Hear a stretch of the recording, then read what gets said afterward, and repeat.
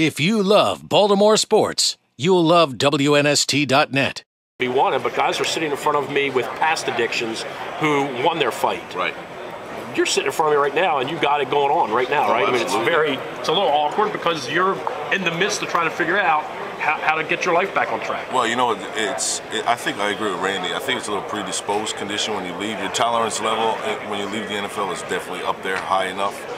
But, you know, I just had surgery about 4 months ago. I had a 3-and-seal plate and 6 screws put in my neck, which is my second spinal fusion surgery. I had my back done.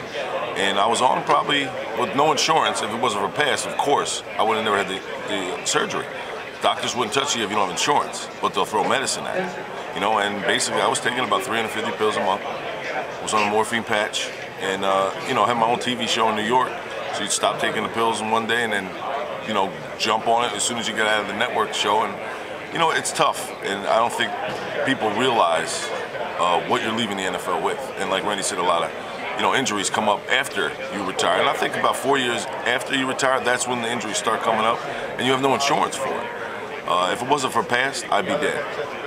With all the intake of pills I was taking, I had depression, which is, you know, it's almost like hand in hand. But nobody tells you that. Yeah, you right. take all these pills, you're going to be depressed. Yeah, they go. And if you don't take them, you're depressed. And you're done. Either way, you're depressed, right? I was at a point in my life where if I didn't get help, I would have ended it.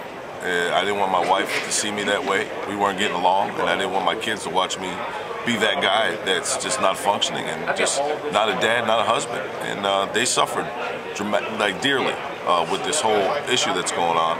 And I think it's really important that former NFL guys or NFL guys that they're going to know, they're going to be hurt. When you leave the game, you're leaving the game hurt. You might not know it, but eventually it's coming out, and you need a group like PASS to be there for you. Is the issue, guys, and I'm not saying this with anything. If you love Baltimore sports, you'll love WNST.net.